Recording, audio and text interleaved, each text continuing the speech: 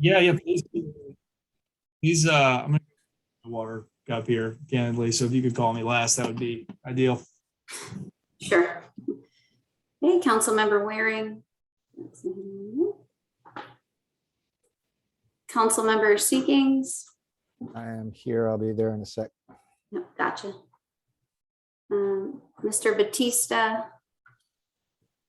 Kaylin, he said he's in California. He's going to be calling in late. I just got a text from him. Okay, great. I will keep an eye out for him and mark for that. Thank you, Jordy. Mr. Doug Warner. Here. Gotcha. Bob. Afternoon. Good afternoon. Mr. Green. Susan Lyons. Susan. Cashin Drolet. Present. Kevin Mills. Here. Laura Cantrell. Here. Jordy. Dennis Frazier. I believe Dennis said he wasn't able to make it, if that's correct, Mr. Chair. That's right. And- Yeah, he's on flight. Okay, Mr. Maybank. Just saw him log in. And Mr. Chair. Here, thank you. And then I just see a few folks that are not committee members. I just want to clarify. I see we have Councilwoman Jackson. Thank you for joining us. Margaret Peary, who are you with today? Yes, And you're with who today, ma'am? I'm with Groundswell. Okay. And then Diane, I'm sorry, I don't want to tempt your last name. It's Diane Agapour, and I am also with Groundswell. Okay, thank you. All right. With that, Mr. Chair, I will turn it over to you. Yeah. Thank you. Certainly. Appreciate everybody's time today, as always. We have a number of issues to go through. I think at the end, you want to kind of call for where everybody is, heads are at the moment. But prior to that, we have topics of conversation we have on the docket are number one, Dale's going to give handful of quick updates, handful of I guess answers and feedback from comments that were brought up in the prior meeting, and then also some topics for framing our go forward, and then a handful of topics that we're going to get into here is one, I think the Rosemont, looking at resilience studies specific to Rosemont. I know the Corps, and Herbert, we can get into this in the subject. I know the Corps had to, our Rosemont community asked to reschedule the Corps' visit there. So I think in general, I think this topic can be independent of that. This discussion can be, and then B, the east side alignment. I think that's something where we just, need to talk through kind of concepts and language that we'd like to see incorporated with regards to alignment on the east side, specific, the concern specific, typically we'd be talking about today are the aquarium and the port as well, port properties. And then from there, framing out just a discussion around nature and nature-based features. Again, that we can incorporate into a form of recommendation. And then finally, just talking through the finance aspect of it and such that we can provide a, feedback on our collective opinion there. And then those are really the four major topics we'll be in discussion today on: Rosemont, east side alignment, nature and nature-based facilities, and just discussion around finance. And Dale and Kayla, I'm sure will be able to weigh in on those points as well. And so, last will be closing and next steps. I think we'll need to have a discussion around, I think, we have the October 12th date. And then at least having some preliminary discussion around what we'll be talking through on that October 12th date. We have one meeting between now and then. Bob, I see you. Just trying to get through my agenda here. Thank you. And so yeah, so that's the framing for the meeting. And then Bob mentioned the kind of straw vote. The way I see that, and if any, I'll ask for kind of comments, questions, thoughts as soon as I get wrapped up your framing agenda. The way I see that going is just having folks' concerns are a lot like what we did last time, and then helping to frame something around those. I think that's as important as anything. And so, Bob, with that said, Bob, please go for it. And anybody else who has any questions, comments, thoughts on the agenda for today, please also weigh in. Great, Hager. That is a very fulsome agenda. Might even be described as unmanageable. Could I make an agenda suggestion? And that is the straw vote be up front as opposed to after we've run out of time, because that may actually guide some of our focus and questions and prioritization on the balance of the meeting. Just a thought. Yeah, no, it's a fair thought. I mean, kind of went back and forth on that. One side is, of course, several of these were raised as concerns, and it's like, hey, let's work through these concerns. The other side of that is, to your point, helping to frame out the discussion.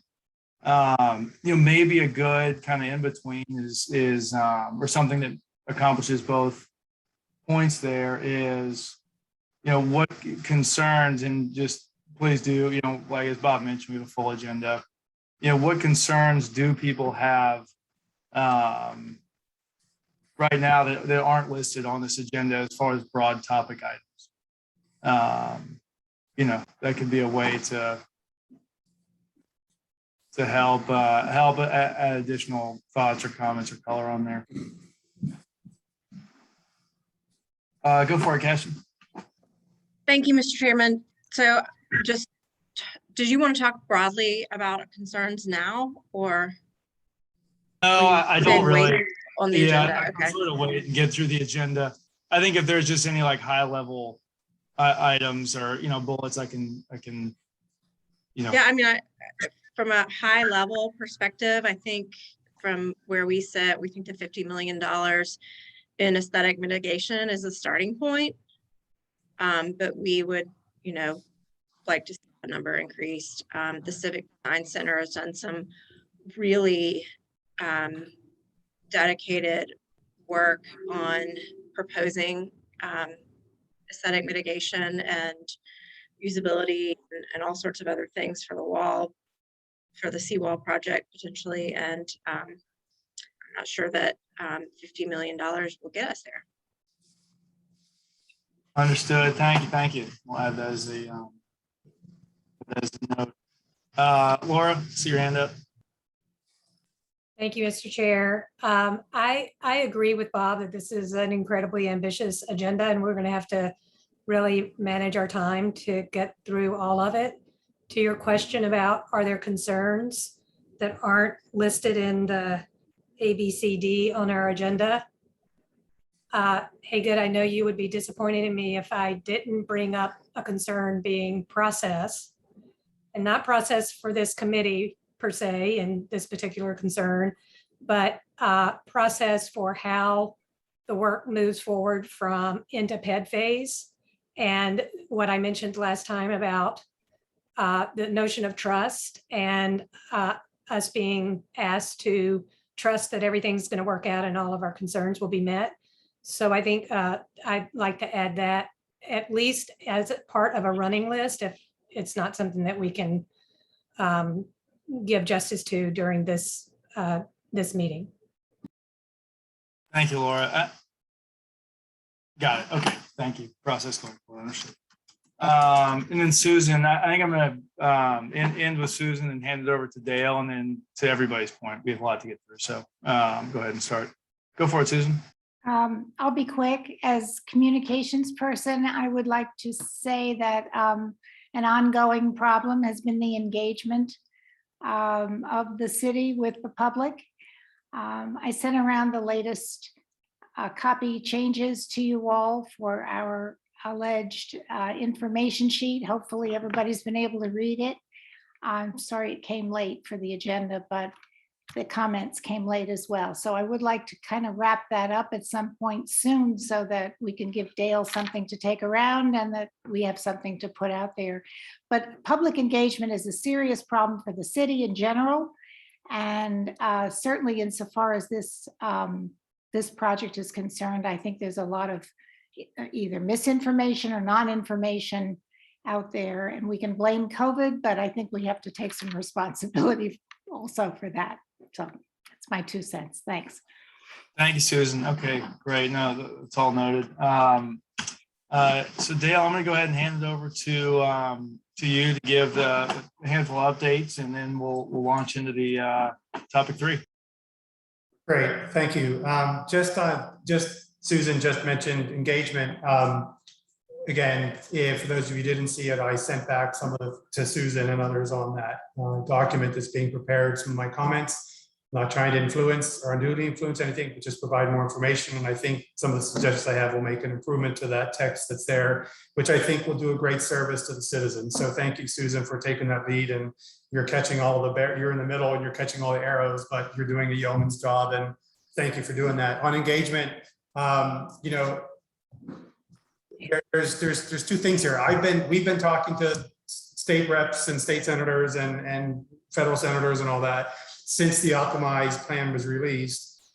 I think it's difficult to do an engagement process or outreach process before September 10, simply because what would you be telling them? And you knew some changes were likely to be coming. So I do think there's a schedule issue there, or a moment in time after which engagement should be done. We have Army Corps is doing their briefing on the 5th of October. We have time with the chamber. We've talked with the regional development folks. I mentioned on the public call 2 weeks ago that whoever wants me to come talk to them about this, with or without the Corps, I am available to the neighborhood association, to the community association, to the VFW, to whoever. You just need to ask me, and I will do my best to get there as soon as I can, because engagement is crucial, and sharing information about what this is and what it is not is essential. So I'm behind you. I make that offer again. I don't have 27 hours in a day. I only have 24, but I will do my best to do whatever engagement is needed. So just put that out there. So I just want to give you guys, everyone, some update on things that have happened. And before I do that, to Bob's question about a straw vote up front, and this is related to my first topic, my thought process here is the Army. You all have questions for the Army Corps. Some of you submitted them. These are all, you know, we looked at the questions. There's some awesome questions in there, so I'm curious what the Corps is going to report back. I do know that the Corps of Engineers, they promised to get that back to me by the end of this week. I know they're working on it. They have to have all their answers vetted by legal, so they've already started that process, which is good. I think a straw vote in advance of those questions may be a little bit improper, or what the appropriate word is. It may be just not optimal. I think some of those answers may or may not help you guys, but waiting for that would be good. So that's my 2 cents, and discard it as you wish. Again, that document of questions, I thank you all for sending questions to me or to us. They were submitted. I made them anonymous, so the Corps doesn't know who asked what. And again, a number of great questions, and we anticipate a number of answers. We anticipate those answers back by the end of this week. Would like to underline that the city was disappointed that, and I know the Corps of Engineers was disappointed that the Rosemont community meeting could not go forward. They had spent a lot of time preparing for that. Kaylin and Mr. Maybank had spent a lot of time working on that. But the postponement of this meeting came at the request of the community. The city and the Corps were prepared and enthusiastic to do this. So we hope to get that rescheduled as soon as possible. And in that context, if there are other folks, again, who need us to come by and have a meeting with them, please let me know. You know, I'm as close as a phone call or an email in my schedule. There is some engagement planned. Again, Core on October 5th. We have a chamber event, I think on the 19th, something like that. A few other things, internal calls. And we're talking with folks at the state and federal reps and local folks, so in the county. So we're doing that. Next item I wanted to address is Kevin Mills sent over some questions pretty quick after last week's meeting. And they didn't sort of raise to the level of questions for the Corps of Engineers, but they were good questions. And I just want to sort of share my answers back to Kevin. So Kevin asked, hey, can we use other federal sources, other federal grants or federal sources of money to meet the city's cost share for a potential surge structure? The short answer is no, you cannot. That is double dipping, and that's sort of using federal dollars for both sides of that equation. That said, and I've said this before, if the city gets a grant for, say, a drainage project in West Ashley, that frees up money in some other part of the budget. So drainage is wrong because those are segregated funds. But if they get a grant to do something else and it would free up money elsewhere in the budget, that money in the city budget could be reprogrammed back to the surge wall, and that would be okay. And another way, if the city would get a grant to do a nature-based feature that was off of Wagner Terrace or off the marina, that was completely separate from this process, from the core alignment and the core ideas on their own living shoreline structure. And if it could be integrated, that money could be used. So it's not an easy answer, but generally you can't double dip, but you can be ancillary. Okay, so just clarifying that.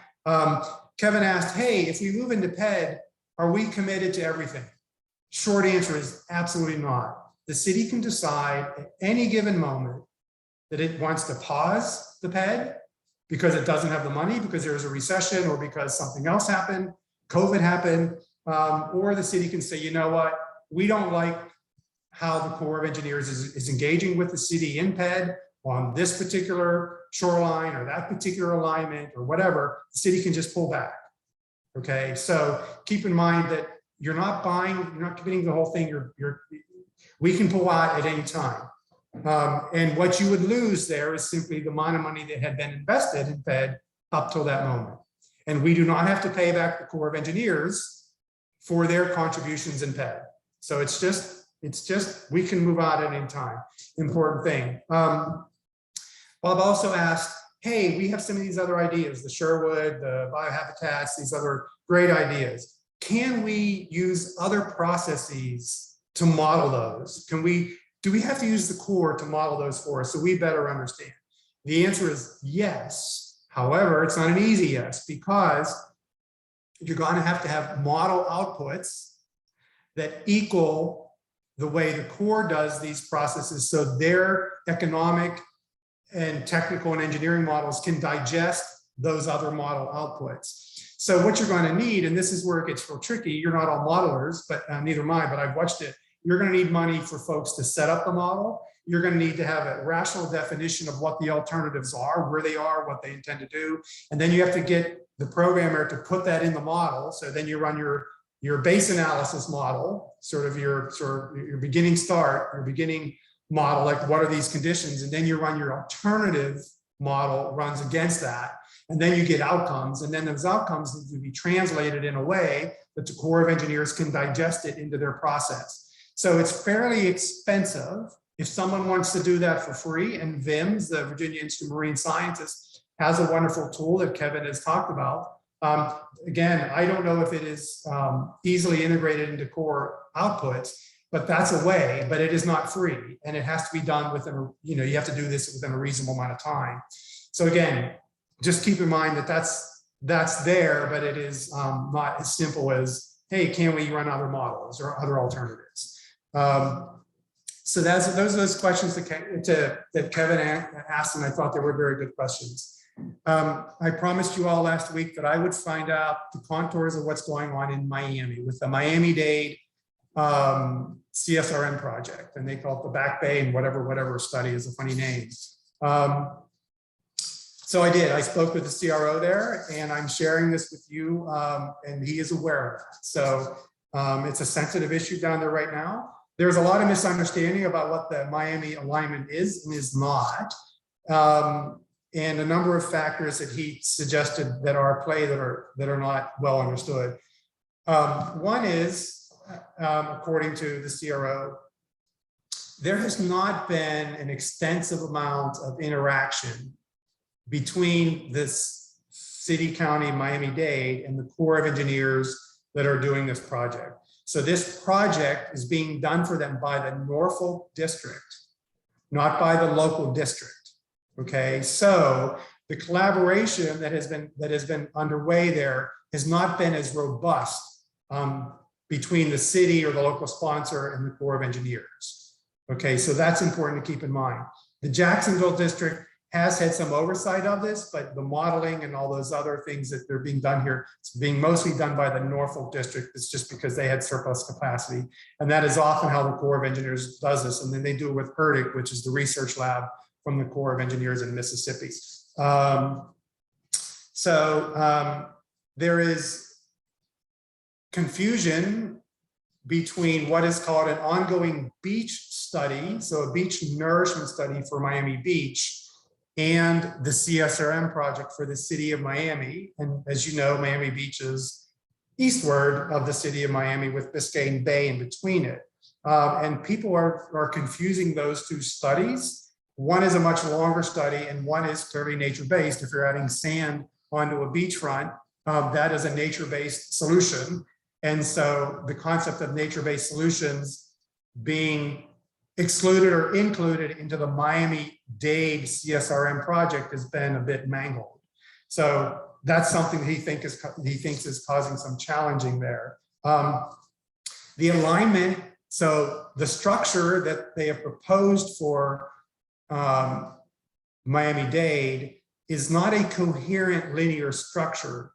It starts and stops in places, and that's because of elevation. The city goes up and down, right? So it starts in the north part of the city, then comes down and gets lower, and then it goes up and into the middle part of the city, what we call downtown, and it stops, and then it picks up again in a low part about 20 miles south of there in an area called Cutler Bay. So sort of three distinct study areas.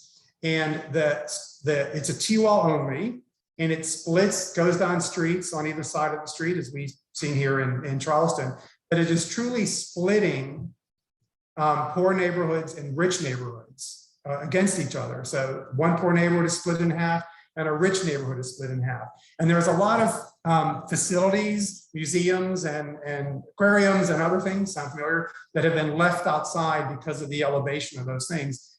And there is according to the CRO, there are substantial questions about how pump stations and necessary equipment have been located within a very complicated urban footprint there.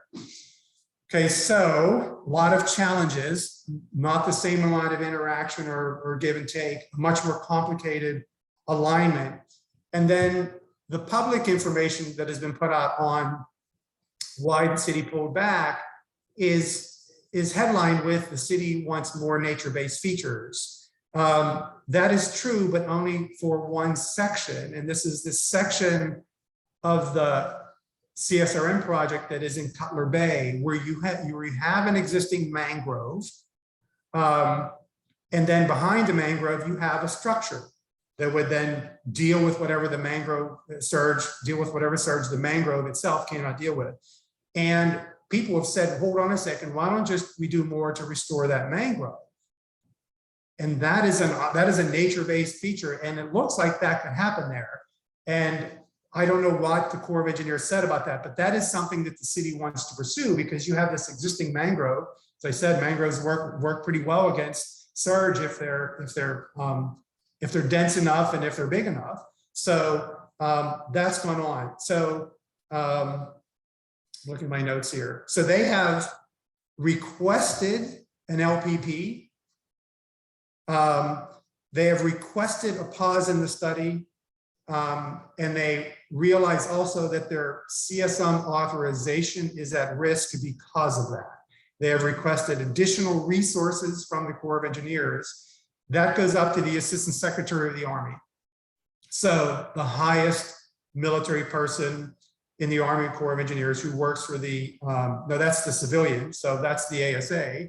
So that is the Biden appointee over the Army Corps of Engineers, or the president's appointee. So fairly high level. It's going to take a while to get an answer. And the challenge there is, does the city have alternatives that the Corps of Engineers can ponder, the ASA, Assistant Secretary of the Army can ponder, like, okay, this is something to study. And they could say no, or they could say yes, but what you do is here, the study has an authorization duration, it has a time limit. And if you go past that, you have to go back to Congress to get the money. And if there's a concern by some in Miami-Dade that if the answers don't come quickly enough, they will have lost their opportunity to get whatever federal resources are possible for this. So it is a fairly complex thing underway there, but hope that provides you with some information. But in essence, the alignment is tricky in a lot of ways. So having said that, there was a review, as I understand it, from the Jacksonville district of what the TSP was. And the Jacksonville district has said something like, there are some concerns here. A substantial redesign is needed in PED. So what I want you to take from that is that a substantial redesign is possible in PED because the Jacksonville district said so. So be aware that whatever confidence or lack of confidence, that is something that I heard. And then keep in mind, there is 2 other CSRM projects in Florida, one in Collier Bay, which includes Naples. That's both a urban as well as a nature-based thing. That is pending a chief's report. So that looks like it's going to move forward. And Monroe County, which is the Everglades, that has a signed chief's report already. So they're moving forward with that. So there is, there's some good movement for the Corps, not their advocate, but there is some movement for the Corps on those projects. But the Miami-Dade one is trickier. And then good, just two more quick things and I'll be done. I've been reviewing, coming into the job, trying to respect everything that's been done before me and understand it. I've been reviewing a lot of the correspondence between the city and the Corps that occurred before I took this job. And of course, I was familiar with a lot of it. And I know you are too. There is a lot of reference in that to LPP. There's discussion last year, and the city asked the Corps of Engineers to pause the study so the Dutch Dialogues team, the Wagner Ball team, could look at it, look over the shoulders of the Corps and make recommendations. I was part of that team. I'm a co-lead of the Dutch Dialogues. There are only 2 co-leads of the Dutch Dialogues, and that's me and David Wagner. I am still a co-lead of the Dutch Dialogues, but it is a nothing thing. It is a big thing, but it has no legal status, but whatever David and I choose to do with it. So I helped author that report, and we recommended that the city could move into PED and didn't need an LPP because these issues, in discussions with the Corps of Engineers and others, we thought the issues that we identified, and that includes the port alignment, could be resolved in PED. So again, that's a firm statement by the Dutch Dialogues team in the discovery report with Moffitt and Nickel and Arcadis and a few other, and Robinson Design Engineers, local firm. That was our conclusion.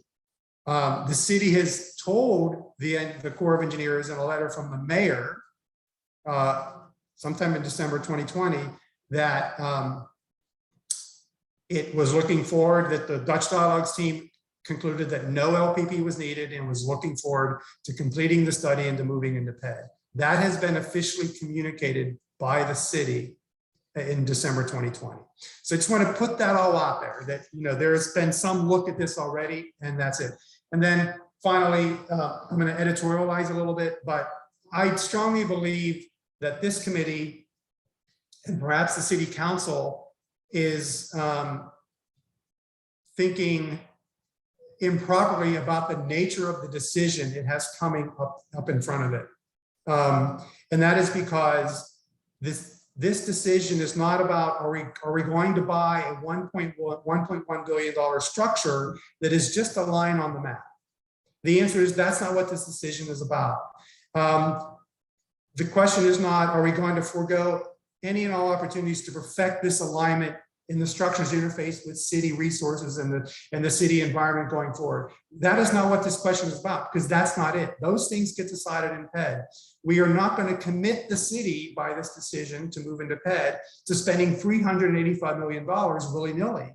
That is not what this is about. This is a simple, important, essential decision for the city to decide, can we move into PED? Can we, in PED, get answers to questions that we have, legitimate questions? Can we study further with the Army Corps of Engineers where exactly to put this thing? What exactly is it going to look like? What kind of benefits, extra benefits can we get on top of it? All those things, they cannot be answered now, they can be answered in PED. So the question this committee and the question before the council is, can we move into PED? With the reservation that at any moment we can decide we've had it, we don't want to move forward. That opportunity is still there. So I just want to say that there's a big, this decision feels really big. And it's an essential decision to move forward. And if we decide not to move forward, we're probably foregoing the federal cost share, which means we're going to be left without a surge structure. Or a substantial surge structure that the federal government would be prepared to help us pay for. So there's an update for you, and there you go. Hey, Susan, I see you there with your hand up. I mean, we're kind of past time. I just have a quick question. Yeah, go for it. I understand that we would recommend and the council would vote to proceed with PED with also the financial issues kind of dealt with. The question is, if partway through PED, people are unhappy, who makes the decision to stop or to go into an LPP or however that works? Does the council have to vote on that? Are we engaged? How does that work? So I can't speak for how the city wants to set this up. I do believe, I will say that in my opinion, this advisory committee does not terminate with a decision. That this advisory committee, however formulated, some of you guys may be tired of this after a while, but however formulated, this advisory committee should be looking over the city's shoulder, hand in hand, and I don't mean in a bad way, hand in hand, meeting regularly, saying, hey, this is what we think. Remember in our recommendations, we said this, what are you doing about that? And working with the Corps and working with the design community that's going to be pursuing this and saying, hey, and if you get to the point where it's like, time out, we've had a bad recession, we don't have money, or time out, we don't like this at all, then I think the committee should make that statement to council and to the mayor. And I just don't know enough about city operations if the mayor or the mayor can make that pull out decision by himself or pause decision by himself, or if he needs council authority. And there are two councilmen on the committee, in the committee, so maybe they can answer that question. I think we might need to know the answer to that question before we go real far. Sure. Well, the process that this goes through and the commitment that's been asked for by the Army Corps of Engineers is one that commits the city to some financial obligations. So it would have to come through the Ways and Means Committee, which is a committee of the whole, to approve it, and I guess to alter it, to amend it, or to halt it. It would not be a unilateral decision by any person, one person. Yes, I would agree with that. Thank you, council member. So it would start at Ways and Means and then go to full council, or just? Yeah, start- and Ways and Means and full council are the same thing, as you know, just Yeah. the Ways and Means is the council of the whole, that's our business side of things. And anytime the city commits any amounts of money, more than $25,000, it comes through Ways and Means. I think that needs to be out there. Thank you. So on behalf of the on behalf of the CRO's office, the resilience office, I think this committee is essential. It's already done yeoman's work, and you're getting paid a whole bunch of money for it. I'm just joking. I mean, you've done yeoman's work, and this transparency is needed. So I think it should continue. So. All right, well, thanks, everybody. Appreciate all the updates. Yeah, that's super helpful and good color with regards to the comparable projects ongoing. In the interest of time, I'm gonna go ahead and jump right into it. So 3A Rosemont. In the context brought up of a resiliency study for Rosemont.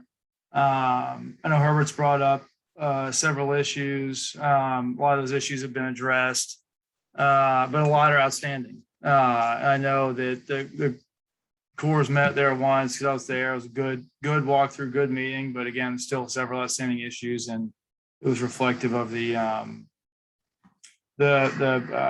prior concept, not the current concept. And so, I'd like to use this for this subtopic for some discussion about, and then ultimately an incorporation of a recommendation, to be worded. We can do that by email, but for a specific resiliency study for Rosemont as it relates to, I think as it relates to this project, but also in general. Are there any questions, comments, additions there that anybody has? Laura, I see your hand up. Please go for it. So I'm not sure exactly what you mean by resiliency study. Would this be something that we're recommending that the Corps undertake as part of their process? I think it would have to be something the city would into. Correct me if I'm wrong here, but I think that's what we'd be recommending, similar to what the water management plan. Yeah, it would be, because the Corps of Engineers, they don't do resilience studies because they're only authorized to work on certain flood risk challenges, and resilience study would be much more than just surge risk or navigation. So I think it would be a separate citywide project. If the city would do that, it would integrate with what the Corps of Engineers is trying to do in Rosemont. But again, right. Yep.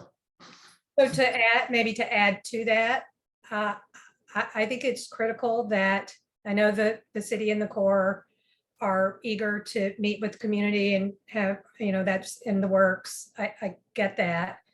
But I think that there should be a meaningful opportunity for the community to be engaged, and that a resilience study should include community planning and engagement. So similar to what's laid out in the recommendations from Sherwood, that be part of the process. And this may be an opportunity for some of that ancillary federal funding that you were referring to earlier, where we could get some funding from HUD or FEMA or some other federal agency that would support a community resilience planning process and be that kind of ancillary opportunity. Thanks. I just took some quick notes on that. Those are great points, Laura. Thank you. I'll just be on the lookout for additional hands.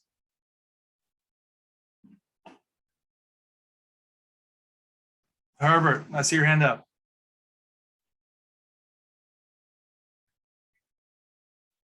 Oh, you're on mute. Thank you, Mr. Chairman. Thank everyone for their input. This is one of the main concerns I had about us as a group coming together to have questions and answered in this setting instead of individually asking questions and getting answers. Now we can look at what this committee as a whole would like to look at as feasible for any community, not just Rosemount. But my concern about Rosemount, there have been efforts by the Corps and the committee chairs to answer questions, and I am still somewhat not certain because I can't give answers to the community to the questions that they're asking. And I know we were supposed to meet yesterday, and I take full responsibility for that not happening. I should have been more assertive as to timing and all that good stuff. But that's an opportunity missed that can still come the idea for us, for me to go forward is to look at specific questions and get specific answers. I still don't know what flood proofing means. I still don't know. There are questions as to putting a house up on a stilt, and there are people who may be handicapped, or different questions that can come up about that. And I think looking at what the Corps is going to do for the whole city and all the communities, all these answers, questions and answers are relevant. And that's the positive side of group setting like we're doing now, back and forth with questions and answers. I am somewhat apprehensive, and the word trust comes up. A lot of verbiage has been said about this will happen, that will happen. And I am somewhat still confused, because at one point I heard, once the Army Corps of Engineers get to a point, whatever this committee injects into the planning or to moving forward, they have the option of saying no. And where does that leave the city per se? Are they going to go along with the Corps because the Army Corps has that part of the money, and we are looking at not being able to generate that kind of fund? So we're just going to go ahead and take what we can take and be satisfied with that? I don't know. I just like to see more answers to whatever question this whole committee has. And speaking for the Rosemont community, getting those answers, those questions answered, so we can make the legitimate input as to that resiliency plan to move forward. Yeah, hey, in the sake of some open discussion, like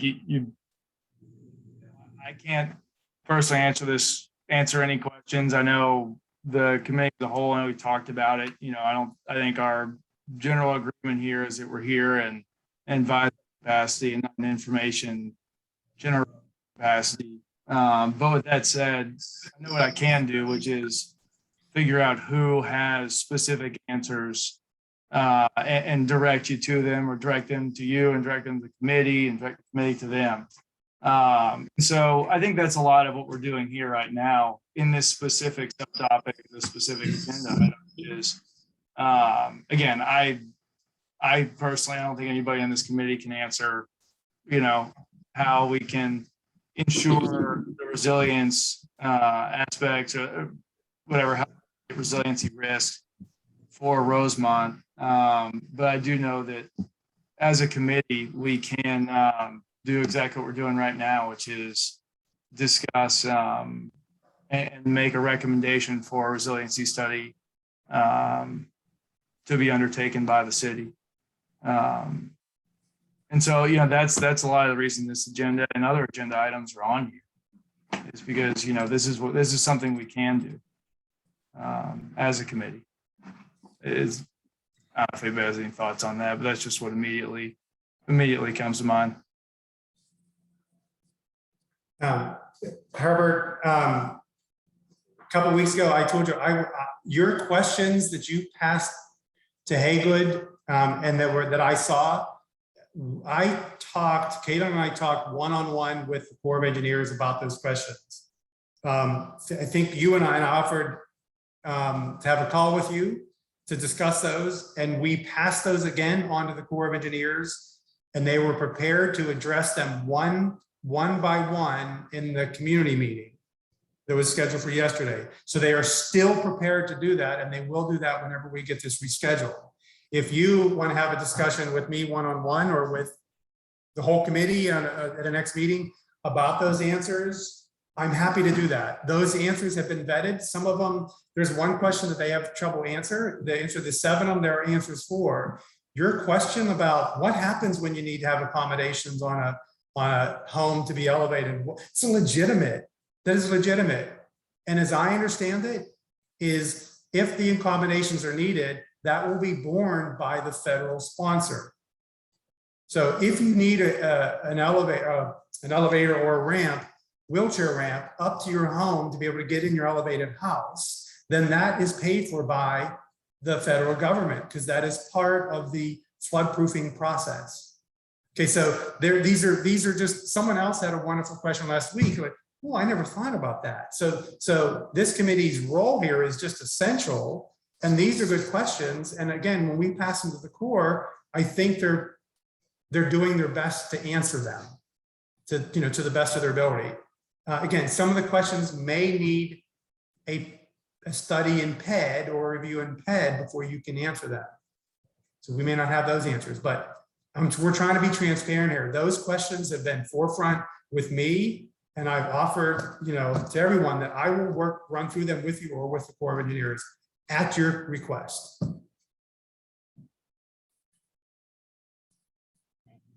Thank you, Dale. Me from the layperson's perspective, there are more informed minds on the committee. And I think it does Rosemount as well as the committee and the rest of the Charleston community to not have this open forum for question and answering period instead of just one-on-one.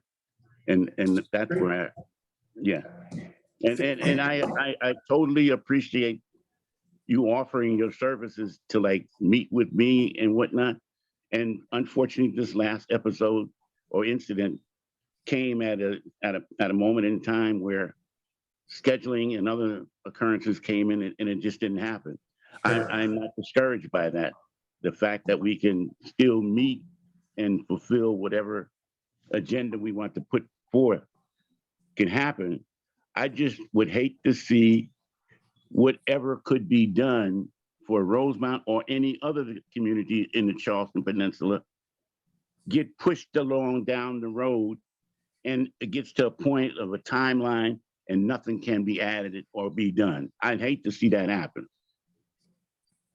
Right.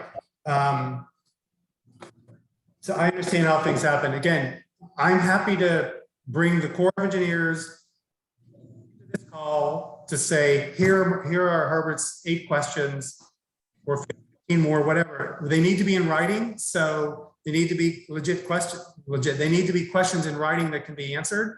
So that's important. And we're ready to do that. Again, there is no lack of desire in the Resilience Office or the Corps of Engineers to not answer the questions. I just want we need to answer these questions, and I'm 100% behind that. So again, let's talk.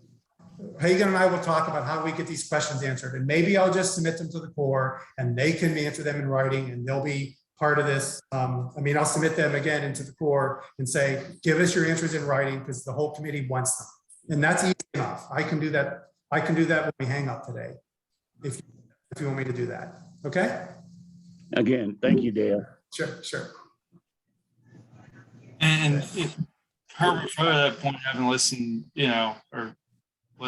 talked, had these discussions. That's part of, I think this incorporated in our feedback as a committee, just from my standpoint, is the committee is important. It's have a specific Rosemont resiliency recommendation. So anyway, I think that at least that'll be a step in the right direction, as well as obviously all this open discussion that we're having now. Susan, I see your hand up. Please go for it. Yeah, I had a question specifically about the Rosemont discussion in the plan. When they talk about the non-structural flooding mitigation and so forth, which is flood proofing, raising houses.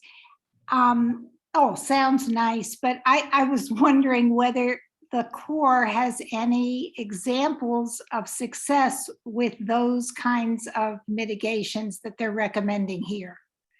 Can they point to where it works against storm surge or not? So Susan, pass that question to me in writing. Just send me an email. I'll ask for those examples. Keep in mind, your question just sort of floodproofing elevation is getting it up above the surge level. Understood. Right? Okay, that's that. So you don't have to worry about anything else. That's an elevation.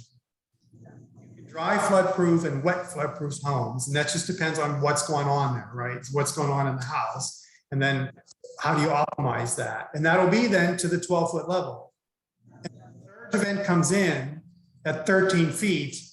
Every structure in the city is going to have to deal with that extra additional foot, including a elevated structure.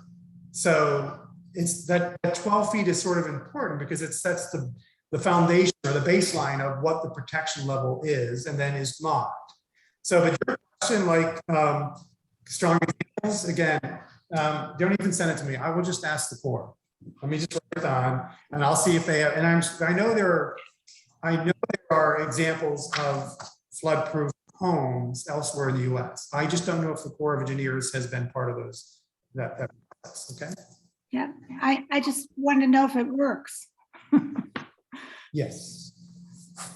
Thanks, Susan. I mean, I guess, interest of time, I'd like to, I'll send out language on this front. So I guess just would like to kind of get this language out for a recommendation for a resiliency study for Rosemont and get that formalized. I guess show of hands for everybody that is in support of drafting language to that front, which is to be agreed upon. All right, great. Thank y'all. Mr. Chairman, excuse me. I had a question. I stuck my hand up for a sorry. question before that motion. I missed. Would that, I would be supportive incorporating Laura's remarks. Got it. Okay, cool. Yes, agreed. And I got those jotted down here, and obviously we have this recorded as well. But thank you, Cashin. It's a great clarification. Appreciate that. And sorry I missed you. Herbert, go for it. Yes, I was listening to Laura, and I am looking at specifically Rosemount as to the Army Corps has set an agenda for Rosemount and whatnot, and we're looking at maybe possibilities of incorporating other entities as far as options as viable to help along with the mitigation. And is there a way we can get an answer to what Laura had said as far as incorporating other ideas along with the Army Corps' idea, and where will the city come in to give assistance to providing some sort of mitigation there outside maybe the scope of the Army Corps? I just hate to look at seeing Rosemount left, and I'm going to use the term vulnerable, without a sense of protection. And that to me doesn't make sense because what the science says, the sea is rising, it's water already coming in from tidal. So the storm when it hits, and I say when it hits, I'm being practical that sooner or later the Charleston area, a storm is going to come central to this area. And where would that leave Rosemount without any sort of protection? So I'm looking at providing something along the way, either for today or tomorrow. At least it will have been there, because right now the whole planning of what we're talking about is prevention. So if we're gonna like raise our hands to cast our concerns and vote as to what can we do to move forward, let's look at incorporating that. The idea which Laura suggested and I'm suggesting. And again, this does not pertain to Rosemount. I'm talking about Rosemount, but I look at the whole overall picture. I'm in the committee, and I don't want to just be one-side-minded and just think about Rosemount. I'm trying to think about the whole city, because that's the objective, like to protect the peninsula. And I think the water plan will help with that as well. I mean, that's a good sorry, I didn't mean to speak in front of you, but just want to get that pointed. Dan, I see your hand up. Go for it. Thank you, Mr. Chairman. And I echo what Herbert said. I think that globally for the peninsula, since this is only focused on the peninsula, I agree that any assets that are not protected in the current alignment of the perimeter protection wall should be further studied in order to make a knowledgeable recommendation out of this committee, Mr. Chairman. So I think I would want to piggyback on Herbert's concept and idea and make sure that everything is being studied that currently sits outside the alignment of the perimeter protection wall. Great. That's a great segue, since we had our hands up to go to, I think the subtopic B, which is the alignment along the east side with specific regard to the aquarium and the port properties. Those are of, as we've talked about before, of local, regional, national, international concern. And so it's something that, I think we need to be very cognizant of and thoughtful about. And I want to have open discussion, B, want to, have a vote by hands to circulate language regarding, I don't know how we phrase it, but, I think, Jordy phrased it well at the outset of this process, which is to prioritize the operations of the port. And so anyway, I want to open it up to open discussion, and then, with regards to what that would look like, and then the recommendation that is, and then, and then have a vote by show of hands.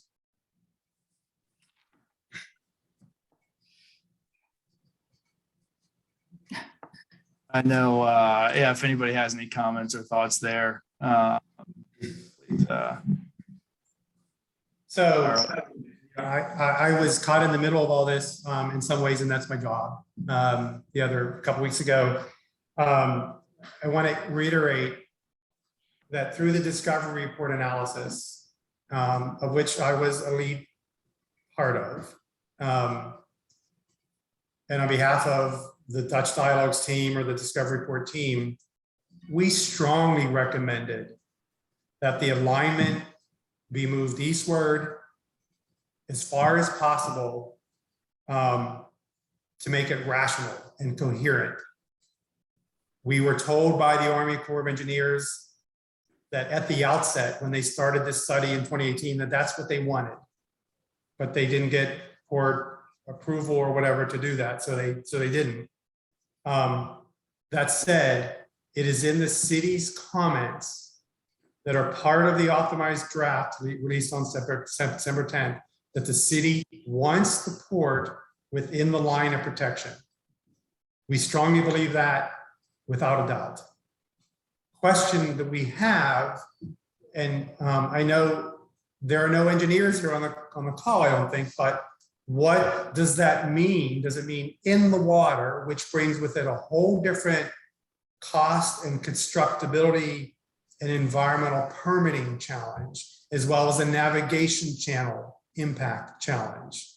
Or do we limit it to the land side of the high water mark, as close as feasible, close as possible to that high water mark of the Cooper River, on the landward side of that makes rational sense for the structure, for its constructability, and essentially for the port's operations? And if you think about moving down to Union Pier Terminal, how would you locate a structure there on the landward side that would enable that property to be redeveloped in an awesome way? We said that in the Dutch Dialogues report. So that's where the city stands. That's the city's position. At this moment, it was the city's position 9 months ago. It'll remain the city's position in PED, if we get that far. Thanks, Dale. Kevin, I see your hand up, and then Dan, I'll call on you right after that. Thanks, Mr. Chairman. I just want to go on record and echo the comments you've heard previously from our neighbors, both immediately to the north and to the south, Jordy and Dan. We're greatly interested in finding a solution that will safeguard both the commercial and cultural assets that line the east side, and they're critically important to the economic impact of Charleston, as well as future generations that respond to the attractions that align this waterfront. I'm including the College of Charleston just north of us, the East Campus, the Fort Sumter Museum, the International African American Museum, the Maritime Center, which is being developed into an educational resource for the community. And all of these parts are mutually interdependent, and they're all at existential threat. And the aquarium, I can speak for, is a significant threat to storm surge. Even though we were built with Hurricane Hugo in mind, with sea level rise 20 years ago is not today, and certainly not 20 years from now. And the second part of that is that this protection would occur in a way that enhances the ability and desire and opportunity to create even greater access to the waterfronts, that we don't simply create a barrier, but that we create a place that is welcoming and that reinforces the historic nature and the natural beauty of Charleston. So I know others have said that, but just wanted to be clear that this is where the aquarium sits as well. Thank you, Kevin. As always, it's very thoughtful, great comment. Certainly appreciated. Dan, go for it. Thank you, Mr. Chairman. And obviously, Dale, I appreciate the position that the city is taking, because I do believe that. My concern is, as you mentioned, the position is as strong as it is today, that these assets, the city wants them protected, as it was 9 months ago. However, when the realignment came out in the report on September 10th, the Corps did not respond. So therefore, as much as it's important to the city to have a realignment to protect these assets, it didn't seem to resonate with the Corps. That's my concern. My concern is that it's not as though after the fact, the city said, hey, we better make sure the Corps understands we want these assets protected. The Corps said, that's great, we hear you, but we're not doing it. And there are reasons behind that, right? It might be economic, it could be constructability, whatever the issues may be. The bottom line is, it's not as though it wasn't conveyed to the U.S. Army Corps of Engineers. It was. And as a matter of fact, I think that the work that you did, as well as Wagner and Ball, the work that Sherwood has done, the work that the Design Center under Alan Davis's direction has done, all of that has been phenomenal as far as optionality and alternatives to what could be a phenomenal attribute to both protect these assets and create tremendous space for the city of Charleston and improve the access to the waterfront for all of our citizens and visitors that come to this region. But again, it was brought to the Army Corps' attention and they ignored it. And the proof is in the pudding. We got the realignment, and the report that was done by Wagner and Ball specifically showed a region that said, this wall needs to come further out along the eastern edge and protect these assets. And it was ignored. So I have significant concerns about wanting to move something forward, thinking that there's going to be flexibility from the group that is promoting this alignment to think it's going to change. And so that's my skepticism as to, I completely believe the city's intentions to want to protect this, but I feel as though I would want way more assurances as to what we're getting, other than hopefully the Corps will be flexible, because I don't see the flexibility. Right. It is not my job to carry the water for the Corps of Engineers on how they do their studies. It is not my job. And I know enough about it that it is confusing sometimes. It is. That said, what I do understand is the Corps could not move their alignment to reflect the Wagner and Ball Discovery Report Water Institute recommendation, because it was a zone and not a fixed line. The port would not say where they wanted it. We in the Wagner and Ball team, Discovery Report, we could not say exactly where, because that requires a datum, right? That requires a spot on a map that would go around, that would be definitive.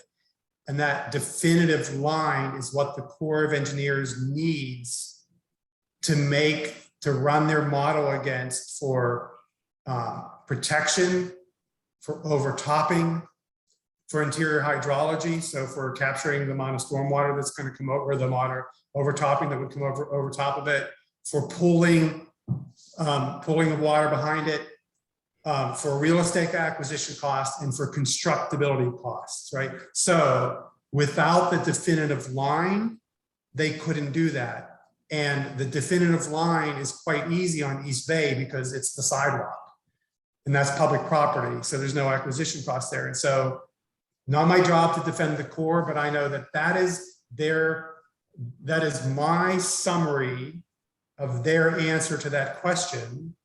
And I want to reiterate is that I believe at this point in time that the Corps of Engineers sees an alignment of the structure close to the high water mark, as I suggested, as being more rational and more coherent and perhaps less costly and perhaps more rational than the alignment that is there now. And I will say this as a advertisement for my friend Ellen Davis, who is on the phone, who has worked with everyone on this process, who is perhaps more knowledgeable about the strangeness and the opportunities and the frustrations about this process as anyone on this call.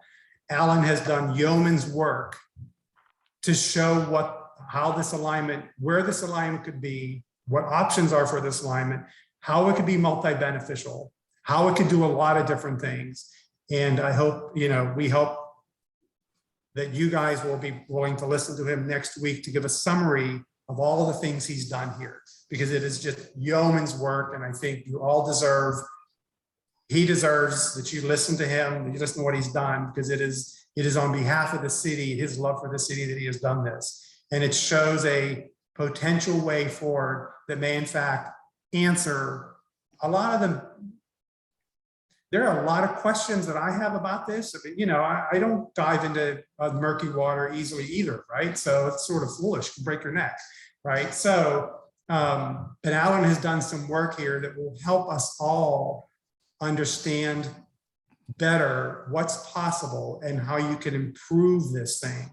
Not that this is an advocacy piece. This is like, oh, the city has been thinking about this very carefully. And anyway, that is a teaser for what we hope that Alan will be able to show you next week. Anyway, but so there has been a lot of thought on this. And again, I will state this: a surge protection structure that does not protect the current port facilities and the potential redevelopment of this wonderful piece of property on the east side called Union Pier Terminal doesn't make a lot of sense. And we need to do our best, and we will do our best to make sure that comes within the line of protection.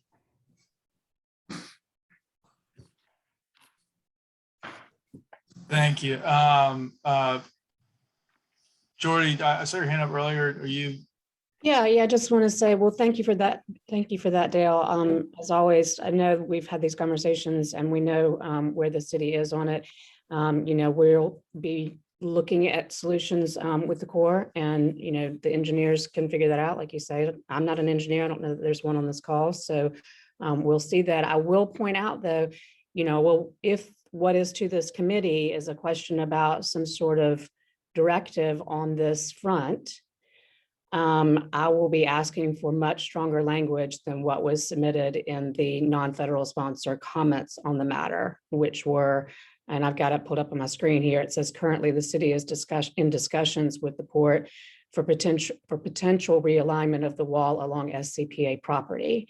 So I would just put that out there that anything short of what is currently proposed is not acceptable, will be something that I'll want to have addressed. That's great. And that's why we have this, that's why we have this time slot, of course, scheduled out in this topic, is to incorporate that into a recommendation. Jordan, maybe it'd be helpful if you could maybe send, maybe send some language to me on that front. Absolutely. Thank you very much. Thank you, Mr. Chairman. My pleasure, Jordan. Dan, please go for it. Yeah, so I want to definitely commend Alan Davis. And for those of you that haven't seen his work, I'm so excited to see more of it. It is fantastic. And I agree with you, Dale. Look, if I had my druthers, I would have Alan design the whole thing. But unfortunately, we don't want to put Alan on the spot to have to do his day job as well as this wall. But I think that's the reason we're all so passionate about this, is because we want to make sure that what's going to happen for our wonderful city has the right authorship, and it has the right, folks that on the design side will want to steer this towards a phenomenal element, incorporating nature-based solutions, a park element, right? I mean, we talk about the eastern edge of the peninsula, and I want to just make sure it's known. I mean, obviously, it's important for the port assets with respect to its economic impact on not just the city of Charleston, but on the state of South Carolina. But there's other assets on the eastern edge of the peninsula, and I'm glad that Kevin brought them up, right? I mean, we have to think about not just, the Union Pier Columbus Terminal, but we have a wonderful park called Charlotte Park that's at the terminus of Charlotte Street. That is a phenomenal asset. We have the Fountain Walk offices. I think we then have, of course, the aquarium. And it's not just about, the aquarium with respect to its exhibits, but it actually is very instrumental in what it does with the sea turtle rescue. And a lot of those assets are not protected, right? We have the Liberty Square and Fort Sumter tour buildings up there. We've got a dockside condominiums, which is residential groups. We're going to have an unbelievable International African American Museum, the Maritime Center, the wharfside condominiums. Like, there's a lot of assets. And then I'll go further south beyond the Union Pier Terminal. We've got Fleet Landing Restaurant, the Cooper Hotel, the wonderful Riley Waterfront Park. There's so many assets that have been neglected with respect to protection. So I think it's great that we have actually opened up the dialogue. I think it's great that Herbert's brought it up with respect to what's happening on the west side of the peninsula. I mean, I know everyone is focused also on Lockwood and the medical district. This is just such a very complex issue that needs, what you said is so true, right? The Corps has been given a lot of information, but look, and I have a tremendous amount of respect for what the Corps is doing, right? I mean, they've been given a mission and they're trying to fulfill that mission. And that mission is come up with the least expensive or less costly approach to create a perimeter protection wall. And as I've said it in the past, and I'll say it again, that is not, the highest and best approach to trying to solve this issue. It's really taking a very rudimentary approach and saying, look, you told us, build the wall. It's going to be 12 feet high in certain instances. We all understand elevations change, so it won't be 12 feet in one spot. It might be 3, it might be 4. But ultimately, it was take the path of least resistance and create a perimeter protection wall and make it as least expensive as possible so that our benefit cost ratio will skyrocket and it'll give us an opportunity to secure those funds. I'm actually disappointed that the cost went down because I'd rather push hard for the right solution at whatever cost and then figure out how do we pay for it, as opposed to just making it less expensive. So we think that that's going to make it a more viable project. So that's my impassioned approach to this. I've listened to all my fellow committee members and all of them are phenomenal with respect to, I literally, everyone has been doing so much work. I feel as though we all have a second job now. And it might be a yeoman's effort, as you say, Dale, but everyone on this committee that makes time for these meetings, it's not just the time that we're dedicating to the meeting, it's also all the preparation that we're doing in advance of the meeting. So I just want to make sure that I know everyone on this committee that I have spoken to is taking this very serious. This is not just a committee of opportunity to speak our own opinions. It's really about what are we doing that's best for the city of Charleston, and always remembering that the city of Charleston does not just include the peninsula. Okay, we are a very diverse city, and a city that has a lot of needs and a lot of issues that need to be addressed. So again, I know that this is coming full circle on a lot of this discussion, but that's my position. Thank you, Dan. That's very, very well said, and certainly appreciate that. Impassioned is good, right? I mean, especially with folks like yourself who put the work in, have the knowledge base through which to be impassioned. So, and I appreciate that's a great segue. Actually, to put a fine point on B, Jordy, please do send me that language. Everybody send language over, and then we'll incorporate the specifics of that and have discussion based on that at our next meeting. Thank you. So segue, nature and natural based features. On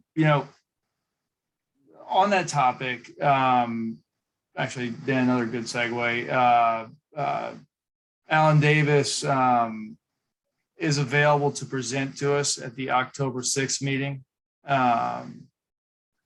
with regards to what the city standpoint, incorporating aspects. The question's been brought up many times. Members, can we incorporate aspects from the various reports that the Corps has not incorporated to date? And that's what Alan has done, as well as more so than that, framed the perimeter protection wall into the city's design aesthetic, and done a lot of what Dan talked about previously. And so that'll be on the agenda for this coming meeting. I think that'll be a good presentation to lead into nature and natural based features. If everybody is comfortable, I'd like to, especially given time is now, and push that back, this discussion, subtopic C, back until after that presentation. I think we'll have a lot to talk about then, and certainly don't want to forego that information in what's an important discussion. Is everybody comfortable with that? Any comments, thoughts, questions?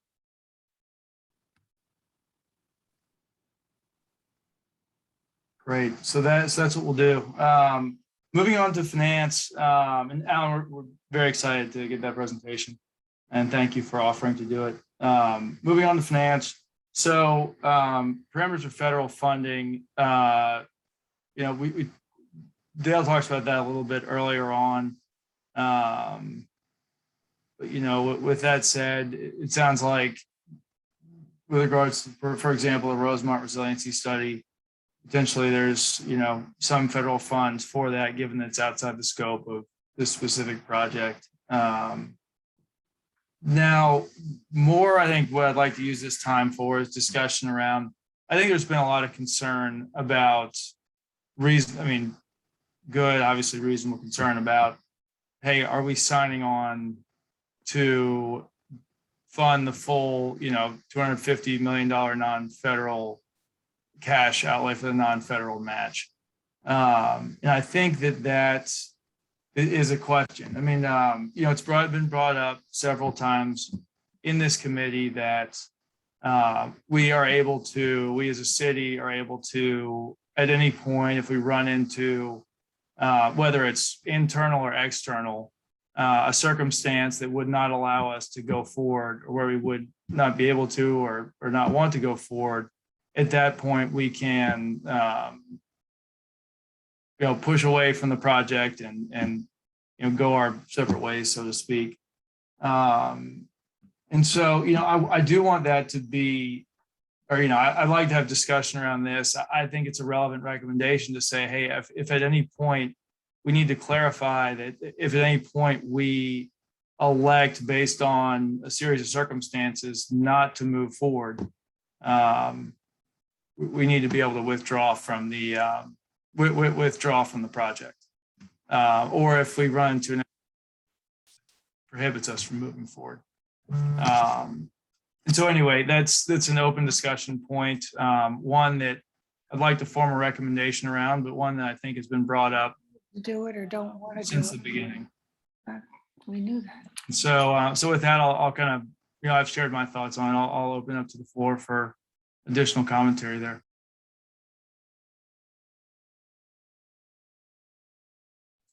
Bob, please go ahead. It's probably an accurate statement. It's a little bit of a red herring though, too.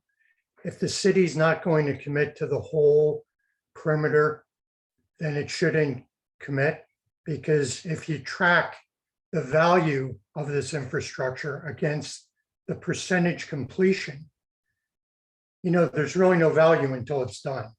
Because if there are gaps, if there are whole sections of the perimeter that are left unprotected, water seeks its own. So I mean, it's a statement of comfort that we can pull out, but that would be a pretty desperate move and would forsake everything done up to that point. Talk about sunk cost. That's a real example of sunk cost. That was a joke. Sunk cost. That's good. I like that. So I think it's a comfort statement that, sort of moderates the intensity of the financial commitment, but it really doesn't, hold water. That was another one. I will say the one, just from my perspective, we don't have existing conditions information on the stormwater systems on the peninsula.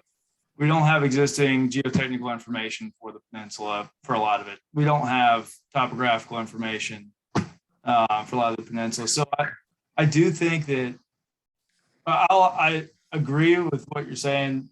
I will say that I think there are certain sections where, for example, getting that preliminary, I'll just call it existing conditions information.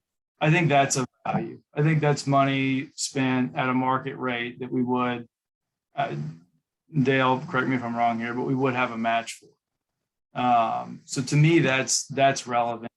I think when you get into, land acquisition, when you get into specific hard costs relating to the in design, let me say, when you get into design, when you get into land acquisition, when you get into hard costs relating to the perimeter protection, I think, to reuse one of your puns, I think that's when you get into the sunk cost. If we do go partial though, everyone recognizes that the greater good is to keep the peninsula from being inundated and a large part of it destroyed for maybe a decade. With that comes some trade-offs, some negatives, water view, access, construction issues. So we will absorb all those negatives with a very limited satisfaction on the positives if we don't go full casino. That's my only point. No, thank you. That's very relevant. That's great. Dan, I see your hand up. Please go for it. Yeah. Well, first off, I better be careful because I don't know how I'm going to follow you, Bob. I think your next stop is going to be the Comedy Store. But ultimately, I agree. Here's my thinking on it if we're talking finance, right? So I view this from the perspective of we have a project that we are seeking to make a recommendation on whether or not we should proceed.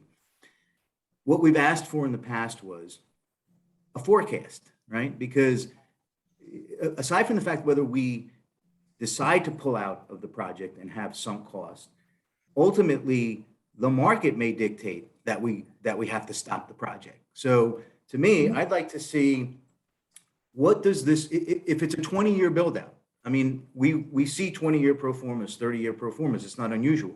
It's a forecast. And we'll look at it and we'll say, okay, this is how much money. Let's use what's been put on the table. It's $1.1 billion, whatever the number is. And the Corps is going to cover 65% of that, and the city's covering 35% of that. So the 35%, whatever that number may be, plus whatever ancillary costs, and I would strongly suggest if we pro forma this, that we would put a significant amount of contingency on it because we don't know what we're going to encounter, and let's forecast it out. And let's see, in 2022, we're going to need this much. In 2023, we're going to need this much, and so forth and so on, all the way down the line, so that we can look at it and say, hey, where do our risks exist? Is it money that we're depending upon from the county? Is it money we're depending on from the state? Is it other grants that we're looking for? So that we can look at it in its whole and say, man, we better be ready, because in 2027, when we think we'll be starting on the west side, that funding is going to come from this source.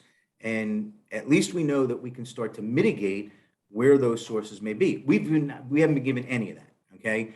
None of that has been presented to us. When we spoke with the city, and I know it's not her job to figure that out, but somebody needs to figure it out. Where is the money coming from, and what does the forecast look like? Because like Bob said, the worst thing we can do is start this project and then let it sit. Trust me, incomplete projects become an eyesore, and then they don't even provide their effectiveness. So ultimately, if we wind up in a situation where we're just going in hoping that at every turn money will arrive to be able to do this, that is a recipe for disaster. I think that we owe it to ourselves. We owe it to every citizen that will be required to pony up money for this, that we have to see where is the money coming from specifically, and in what time period is it coming. And then this way we can make assessments as to, you know, we better be ready, because in 2030, we're going to need 40 million, and we're hoping it's going to come from tax, wherever it's going to come from. We need a forecast. And ultimately, I will tell you this, development's a harder business. Projects are harder than people think. And to go into it with as much uncertainty as we have right now, without any opportunities to mitigate the risk that will be encountered, is a fool's errand. And so on a finance side, I strongly suggest that this committee, Mr. Chairman, deserves to see a forecast and a pro forma of where the funds are coming from specifically. And so that's one of the things I'd like to put on the docket, that until we understand the full sources of these funds, it's very hard for us to make a sound decision on making a commitment on a $1 billion project. Yes, makes sense. And agreed. So the latest I have on that is the city's, Dale, again, this is another, correct me if I'm wrong, Dale Kalen. The city, I believe, is putting together like a sources and uses, like a schedule of revenues, and then the cost outlay as well. So anyway, I don't know where they are. Yeah. So just an update here. We have asked for a strategy, a financial strategy here, to show where the money could, where sources of revenue are now that could be used for this, because not all TIFs and vehicles like that can be used for this. There are other source fees, existing fees that can be used for this, and there is some room to use them for this. And then there's a discussion of a peninsula-wide mid, et cetera. I've asked for, and I was told I will get some level of financial accounting, and a financial strategy for how this could be funded going forward.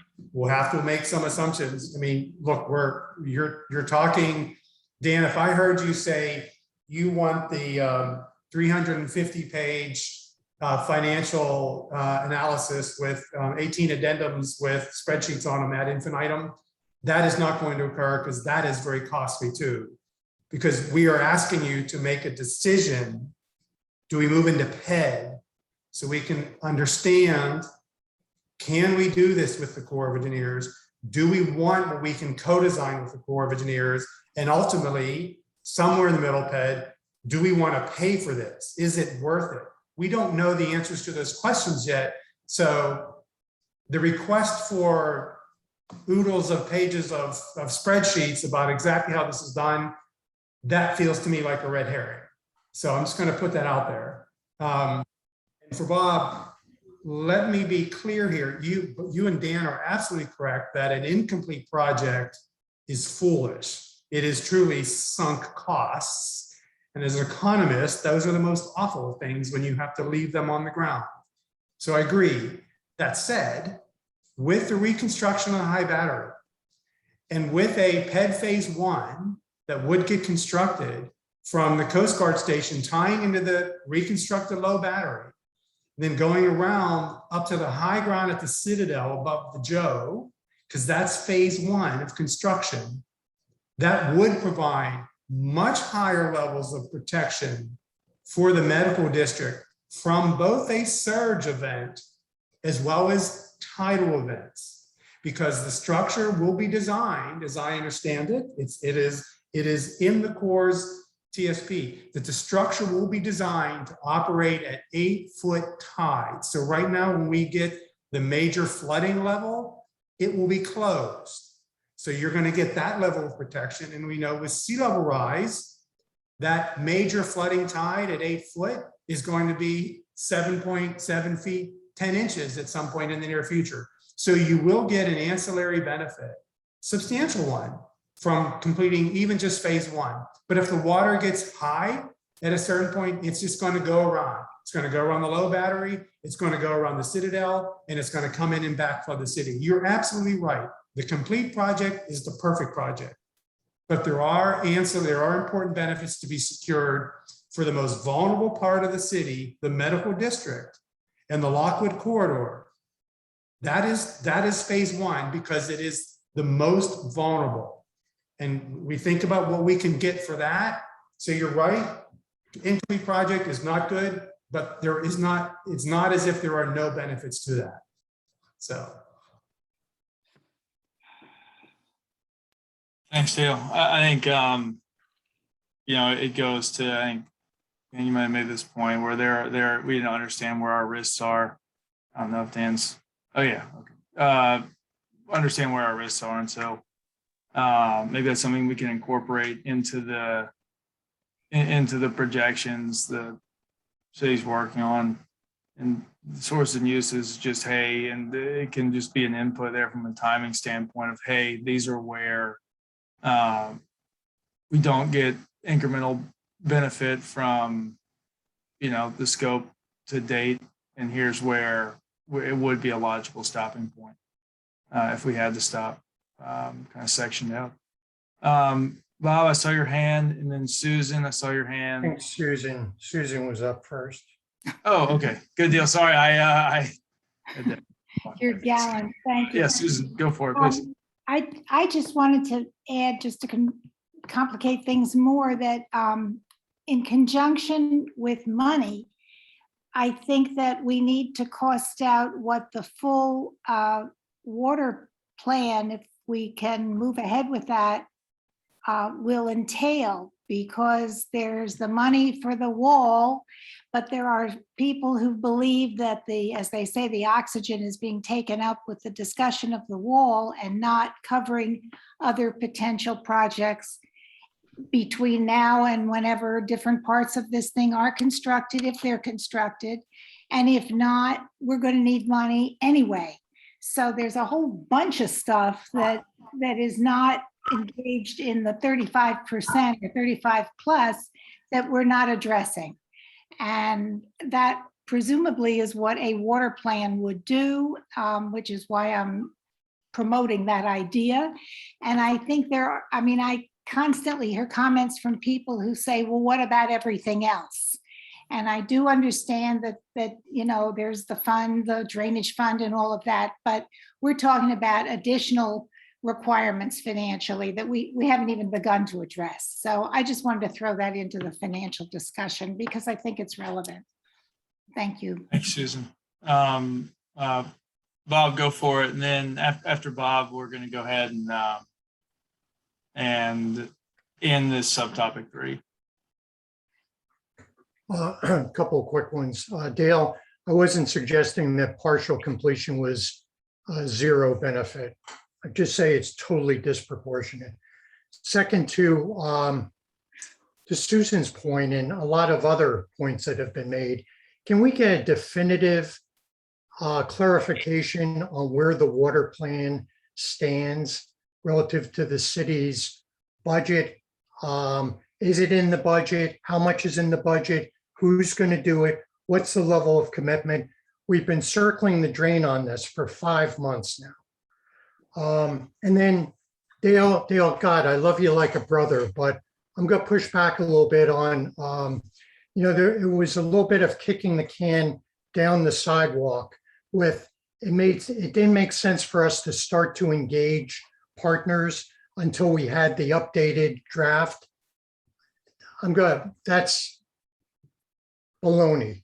When we met with the city, we were told the city can't pay for this. It's got to come from someplace else. So to defer starting, crawl, walk, run, to start engaging with people 5 months ago, 10 months ago. The comment that was built into the communication that was drafted did reflect a certain amount of consternation, because it was at a point in time where you hadn't engaged and started this outreach. But I think what we need to ask all of ourselves is, are we at the right point now? So you've started this outreach process, but we're approaching December. Are we at the right point where we should be in terms of having visibility on whether this thing is viable or not? We can talk about neighborhoods and we can talk about, all of these pettish, I just made that up, pettish details, but we're left with the fundamental question of, can we get this done? So, sorry, thank you. Yeah, Bob, I have thick skin, so you can push back on me, and I appreciate that you're doing this in the best of intention. So let's keep that open. I don't mind being pushed back against on. It's part of this job, and it's important that we all have thick skin and the right attitude to move forward together. So that's that. I will check, as I understand it. I think the money for the water plan has been reserved in the budget, but I will get you an answer on that. Okay, don't quote me, but I think so. But I'll give you a definitive answer as soon as possible. If it's in the budget, then it would be RFP'd or RFQ'd in the next calendar year. If it gives you any confidence or any level of consternation or fear, there has been one massive water plan done, and it was done in New Orleans, and it was led by my friend David Wagner. So they've done it. So again, I know something about this, but I know how they're done, and I have a strong feeling that you guys misunderstand what a water plan is, and I would be happy to explain it to you. And also, Susan, you're right. As I said before, it isn't either or, it's and. We cannot ignore the stormwater, the groundwater, the tidal, and the compound flood effects of the current condition, and then the challenges that sea level rise brings, exacerbating all of those. Agreed 100%. So this is a big thing, and surge is but one. Surge is the most deadliest and the most devastating. So I'm with you. Okay, just want to say that. And then engagement, Bob, I've been here since September 7th. I have committed myself to do as much engagement as possible, and I will do everything I can to be as transparent and as open on this issue. Absolutely, Dale. I don't think there's any question about that. The headway you've made in a very short amount of time, is awesome. So thank you. You're right not to take any of comments. I think part of the role of this committee is to hold the city accountable. Agreed. So agreed, for what that's worth. Second, Dale, we certainly appreciate everything you've done. So, I think maybe the best path forward here, I've taken a bunch of notes on specific comments. If anybody could email me specific comments, concerns, I understand it's a big topic, but we began to distill a lot of it on this discussion today. That way we can begin to memorialize some of our issues as a committee on the topic. So please send those to me. And then, I'm going to go ahead and move towards wrapping. We're 10 minutes past, but we obviously have a big item coming up, which is Bob suggested a straw vote, and I think it's a good idea just to have some discussion and or not even discussion, but just go person by person and say, hey, I'm sure it'll be a yes, but, maybe, but, or no, but, or no, and maybe something along those lines. And so, if everybody's comfortable with that, just going person by person. Bob, I see your hand up. To simplify, can I suggest 3 buckets? One is endorse 3 by 3, reject 3 by 3, or don't know, but support moving to PED. One, A, B, or C. And that, that might curtail some of the color commentary. I appreciate that. I think I'll get the get the hook here in 20, 30 minutes. And so I agree. I think that's a great way to do it. Let's do what Bob suggested on that front. Endorse, don't endorse, or don't know, need further clarification. And so I'm going to go in the order of my screen. So Bob, since the little hand is up, that puts you first. Sorry, I should have lowered my hand. I would be in bucket 3, endorse moving to PED. Thank you. That's, yes, I should have put that. Endorse moving to PED. And then I'm next. And so I get to say, I second that opinion. I endorse moving to PED in the third bucket. Susan, you are next. I really don't know. And I guess if given the choice, I have to say move on to PED, but I'm still really unsure about this project. You can put me down as a maybe. You got it. I'm just typing over here. Kevin, please fire away. Yeah, let me just say, first of all, my response today is conditional. I'm meeting with my board leadership next week and would like their perspective as well. But where it stands today, I would say that we should move forward to PED because there's so many unanswered questions, but there's also opportunity. Thank you, Kevin. Laura, your turn.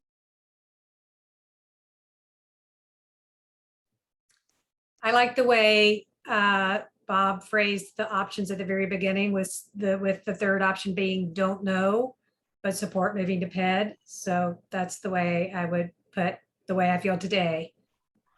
Still a lot of uncertainty, like Susan said. Thank you, Laura. Cashin, you are next. Well, I have some specific concerns that I'm happy to voice now or later, but I think we would endorse moving to PED. I'm sure I was specific. Jordy, your turn. So I'm going to put us in if our concerns that we've raised about the location, the alignment are resolved, then until that happens, we can't support moving forward. Okay. Got it. Thank you. Herbert.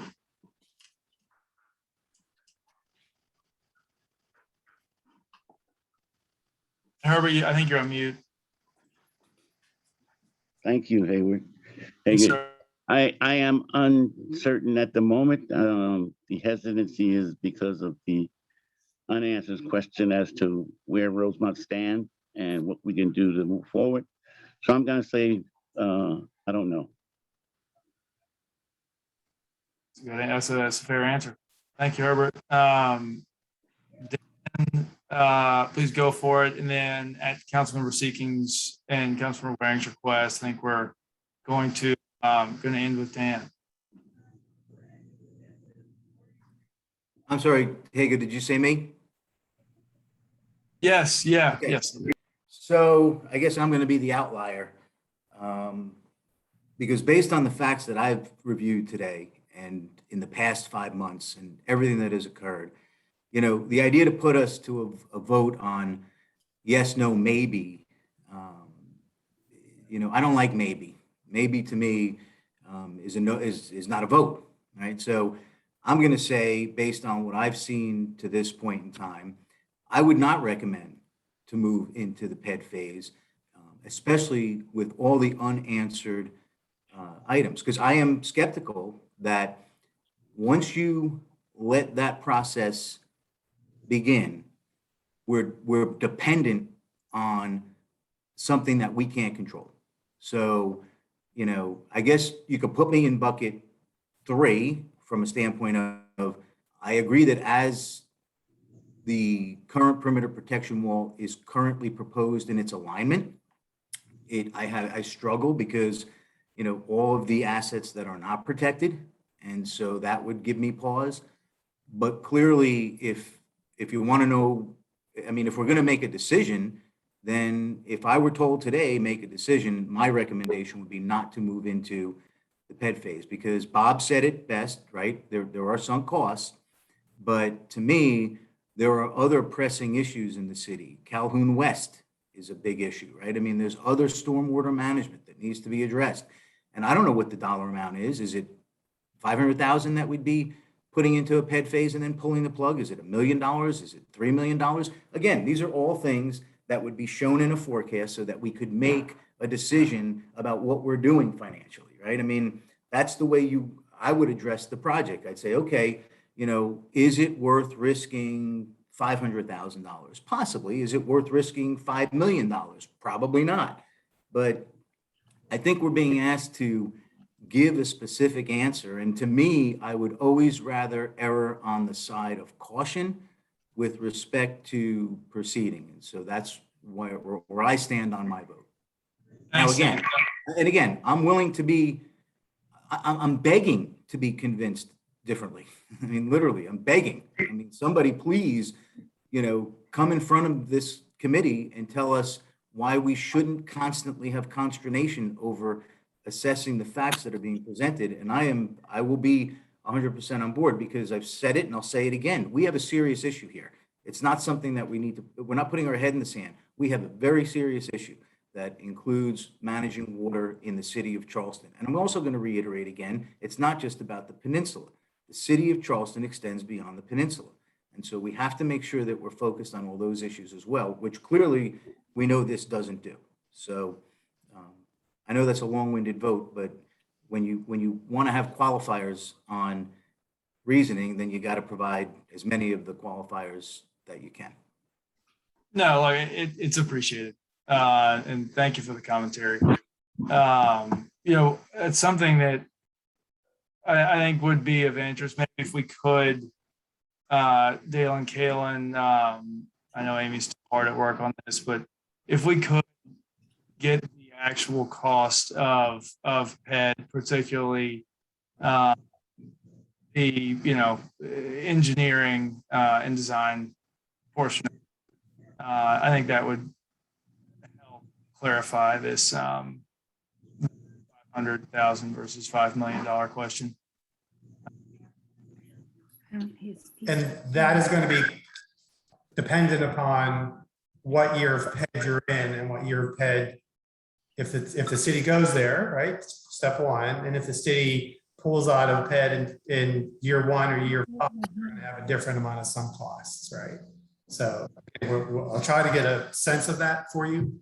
And I'm relying on others to give me the, I'm not in the place where I know where the money is. I don't know the stash. So I need to learn more about that. So.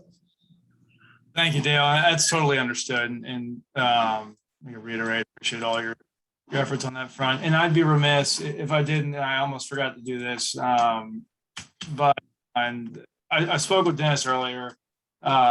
Dennis Frazier, he's on a plane right now. He would support moving into PED is the short version. I think there's a sense of risk with regards to the medical community here, and so that's the his response and feedback, and in our conversation earlier today. And so with that said, are there any other final comments, thoughts? I see Susan, I see your hand up.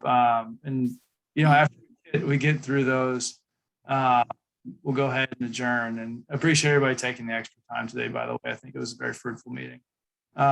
Susan and then Dan. Did you want to move ahead with our publication? No, I personally have some concerns about after reading all of it. I mean, I don't think I think it casts an, I don't know. Haygood personally has some, this is not Chairman Haygood, this is Member Haygood, has some concern. I don't know if everybody feels the same differently. I just haven't had enough time to review it and provide substantive comment, I think, after all the changes were incorporated. But again, that's just me. I could be wrong. I see a few hands up. Susan, maybe we table that for an email discussion, just given timing, if that's okay. Okay, I'm And curious everybody else what weigh in. you have to say because I have no idea. Sure, yeah, understood. So I saw Dan next, and then I saw Cash, Herbert, then Laura. Is anybody I'm missing? Please let me know. I'll defer to Cashin and Laura. I think I've said enough today. Thanks, Dan. I just, I know you didn't want to have a conversation about the document today. I want to defer that, but Susan, I apologize for getting you comments late, but I did send some comments over to you, and I would prefer at least having the questions and comments addressed before moving forward with the document. Okay. I didn't see them. When did they come? When did you send them? I responded to your email earlier, probably within 45 minutes of getting it. Oh, I don't know that I got it, but I'll get back to you if I didn't. Okay, thank you. Laura? Yeah,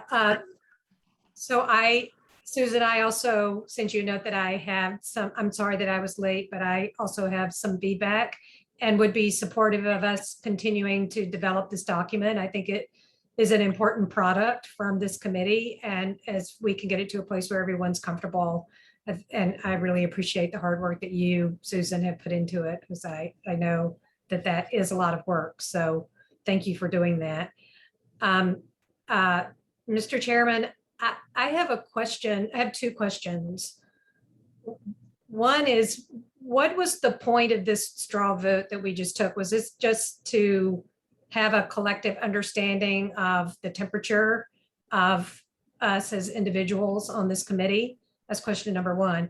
And question number two, could you clarify what we're doing with the discussions that we had around those 4 sub points in the agenda where we talked about recommendation language? You asked us to email you ideas.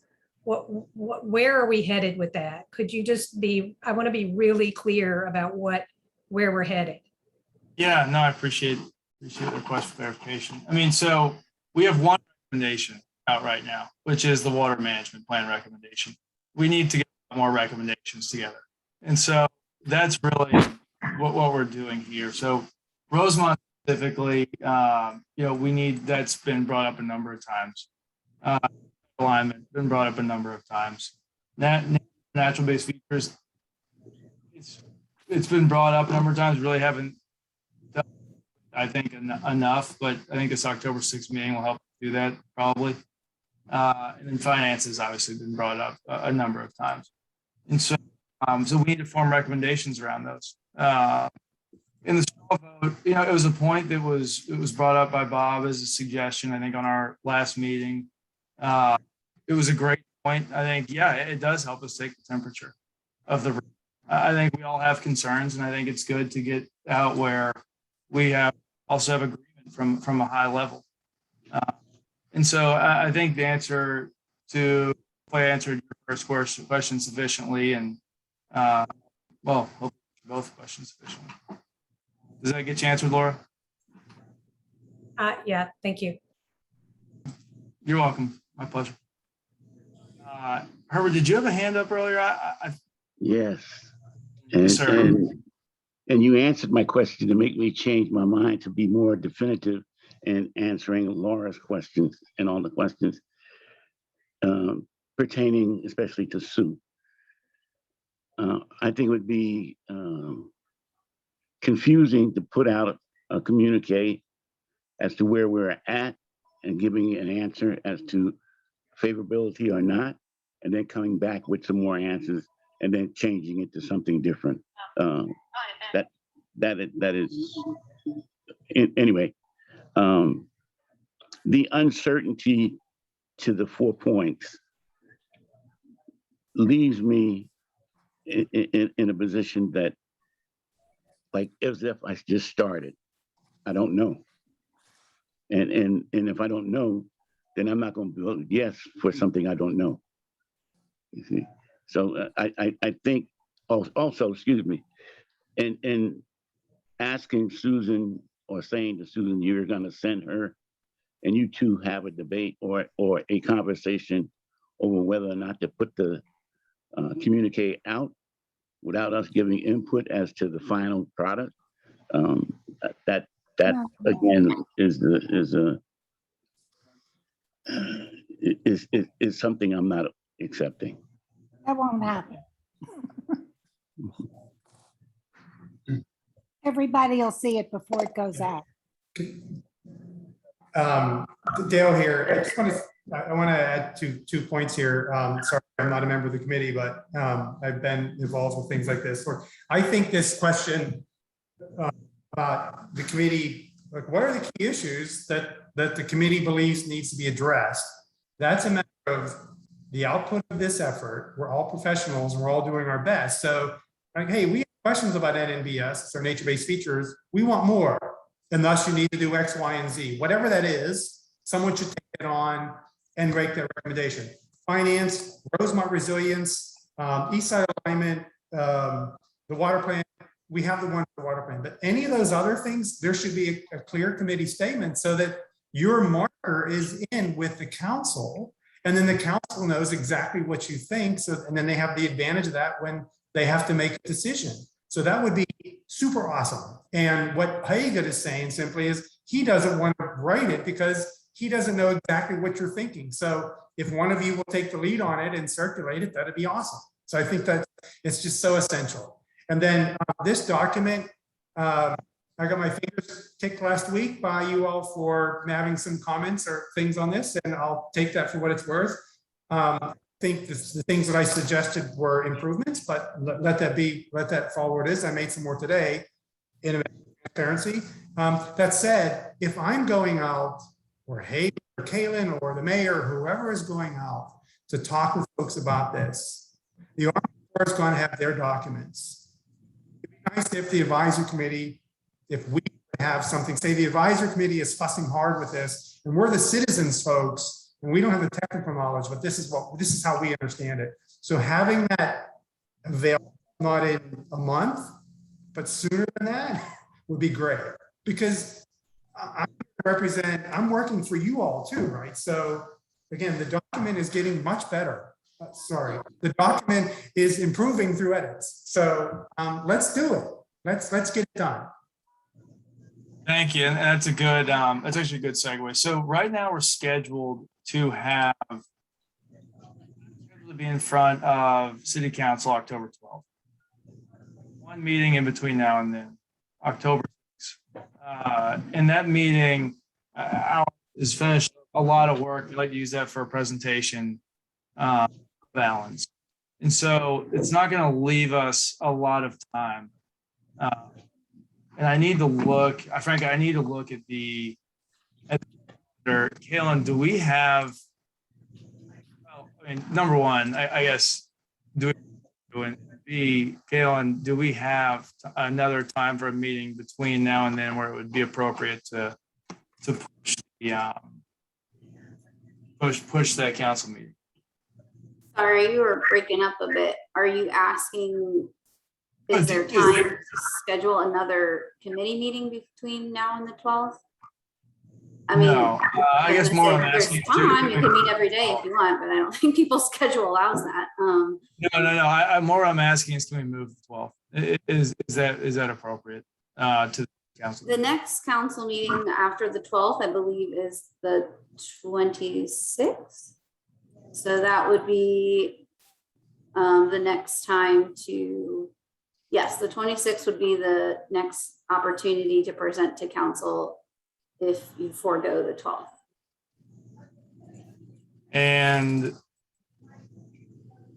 that's already what's on. Can you hear me? I'm sorry. Yep. Okay, that's what's on what's on Susan's update anyway. I was actually looking at that which is, appreciate it again, Susan.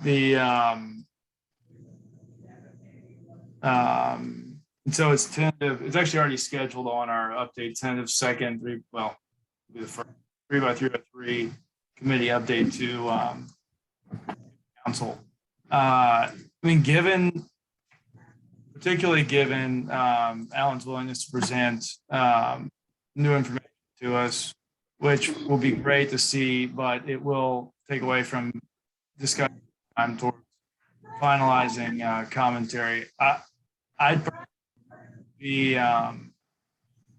be in favor of moving from the 12th to the 26th. But what it does do is we can use the 12th to at the least present water plan recommendations and anything we agree to on the 6th. We can't agree to on the 6th as far as formalizing language. So anyway, that's I'm opening that up for discussion. I could go either way. I think a lot of it. Problem is we have to let everybody know now, but we don't know what we're going to come to on this. Dan, please go for it, and then Bob. Yep. Well, I definitely feel as though since we were recommending the water plan, that should get in front of council as soon as possible. But my question, Mr. Chairman, is not only for you, but for all of my fellow committee members. And that is, at some point, don't we owe it to our representatives in city council? I mean, look, today it seems as though everybody shared their opinion. And so if we did a straw poll, I guess my question to all my fellow committee members is, what is it going to take for you to make a definitive recommendation? Because we've been doing this for 5 months. If we think that we're going to get, I know I'm not going to get the answers I need in 2 more weeks. I mean, I'm certain of that. I wish that I could say differently, but if we we've pushed this out now 3 or 4 times. So at some point, we're not a voting body. We're making a recommendation.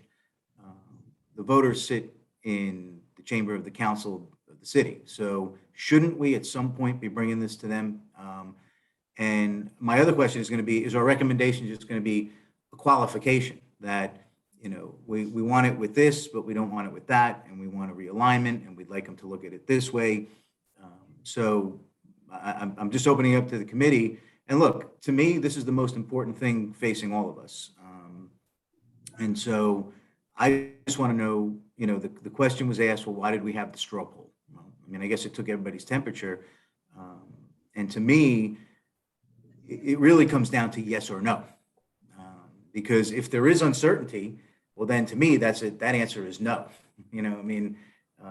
It's not yes, it's no, because we have all these qualifications. So if we keep pushing this out to make a recommendation, I'd like to know from my fellow committee members what it's going to take for them to make a commitment, because do we even have the time to get everything we need to make a firm commitment about what we want to recommend to city council? And I just don't know the answer to that.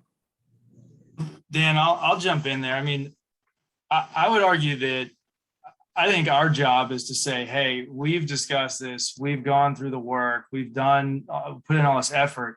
Here are the myriad of issues that we've found. You know, and in general, you know, I don't know that we need to say, now it is in our ordinance, but it's tough to your point. I mean, how could we say yes or no at this point? I mean, there's so many issues outstanding. They're not going to get answered by the time that we need, in the time that we need them to get answered in. And so And that's my point, Hager, that would lead to a recommendation not to proceed, because there's not a yellow light in front of us, is a string of red lights in front of us. So to me, you know, I get it. I mean, we can provide a list of qualifications, but to me, that's a no, because either that's going to create a situation where it means that we're not moving forward with this plan. And by the way, it's just the plan. Like, in other words, it's not the issue. The issue we've all agreed on. We have a serious issue that needs a solution. What we're trying to determine is this the solution? And the idea that we would just continually leave it wide open because we feel that we could pull the plug, that's just not acceptable. It's just not. I'd rather spend our energies finding the right solution. Yeah, I don't think it is. I mean, I'll say, I don't, it's not really our job to yes or no. I mean, it's our job to say, hey, we think this is a good idea, but X, Y, Z. But really, that's up to city council at the end of the day. You know, we're here in an advisory capacity. Now, if we say, hey, this is a terrible idea because of X, Y, and Z, or no, because of X, Y, and Z, or we say, hey, we feel uncomfortable with it because of X, Y, and Z, that's a different story in my mind. But, you know, I do think we need to provide substantive feedback, and you know, I think that substantive feedback are these issues that we have outstanding. That's my, and I think that frames around the recommendations. That's my thought. I don't disagree with what you're saying. I guess it's more of a kind of a clarification from my standpoint. Well, so the other side of the equation is this thing, we don't know enough information. I agree with you, Dan. And I think we all know, you're a developer, you get this information by moving forward into further studies, not construction, but further studies. And then you see what's possible in the ground conditions, given all those other things that are going to happen here. And then you say, okay, we have enough now to move forward. We have enough now to say, say no, we're done. But if we make a decision, if you all and the council says no, then the $385 million that feels unaffordable now, well, 1.1 billion or 2 billion or 600 million, which the city will have to pay for all by itself, that's going to be even more unaffordable. So part of the issue here, a subtext of this decision is, can we forego right now the 65% that the federal government is willing to pay to help us to construct a surge structure that we think is needed? Again, with all of those open questions, and they're legit, and I don't want to take anything away from your and Jordy's and Herbert's and anyone else's very serious concerns. They're all legit. We can't get some of those answers until we can't get some of those answers and have the federal government help the city cover the cost of the structure without moving into pay. It's almost that simple. It's a lot of money, 65%. Public finance is always resource constrained. So Dale, I don't disagree. And what I'm saying is, if we want to equate it to the development world, okay? If an investment partner came to me and said, I've got $1 billion deal for you, but I'm going to put up 65% of it, and I want you to go build a hotel on a deserted island that's inaccessible to any human being, okay? That's great that he's going to give me 65%, but I can't commit to 35%. It's about the project. We can't let this concept of having financing available. I've seen it happen. You can have financing available and do a very bad project. So ultimately, we need to assess the project. And I've said this, and I'll say it again. If the right project costs $5 billion, then let's go find $5 billion to do the right project. So, and I agree, look, you can move forward, but at this point, it seems to me that we can't let the enticement that we think we have a bucket of money coming from the federal government to be the driving force to make a decision when we should be focusing solely on the project and on what are the merits of the project. And then we can go through the financing, because it's like in the development world, just because there's capital available for a certain asset class or product type doesn't mean that everybody should be like a herd mentality move to that. It needs to be project specific to make it really a viable project. Thanks, Dan. I think we all agree and appreciate that color. Yeah, it's important that we get this right, and I think that's a lot of our task here is helping narrow down and put a fine point on all the issues. So certainly very much appreciated. I think that'll be good to incorporate in some of the language that we're talking about here. Bob, go for it, please. Thanks, Akid. First off, I hope we don't kick this further down. I hope we don't delay our first outing with the council yet again. I mean, one of the themes throughout the discussion today was we're past 5 months. Are we where we should be in terms of communication, in terms of resolution? The second, I think we've forgotten, we've lost the thread that we actually did take a unanimous vote on a proposed resolution. We think there does have to be some form of perimeter protection around the peninsula. Is the 3x3 study the right solution? So I think we have to keep framing it that way. In terms of, the tension about wanting more information, I do think it's a natural progression of crawl, walk, run.